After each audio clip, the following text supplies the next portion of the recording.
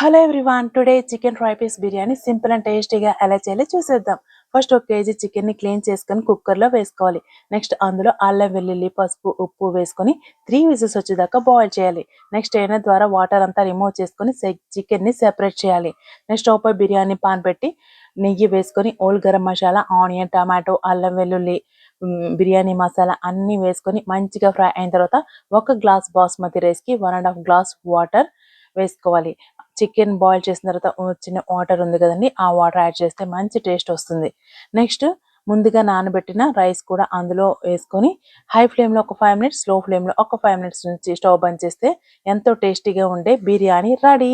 Next stove పైన pan పెట్టుకొని oil వేసి సన్నగా పొడవుగా కట్ చేసిన ఆనియన్స్ 1 కప్పు వేసుకొని ఆనియన్స్ ఫ్రై అయిన తర్వాత బాయిల్ చేసుకున్న చికెన్, అల్లం వెల్లుల్లి, కారం, సాల్ట్, గరం మసాలా, జీడిపప్పు, పుదీనా, కొత్తిమీర అన్నీ 1 బై 1 యాడ్ చేసుకుంటూ గోల్డ్ కలర్లో టర్న్ అయ్యేదాకా లో ఫ్లేమ్లో 10 మినిట్స్ ఫ్రై అవ్వాలి.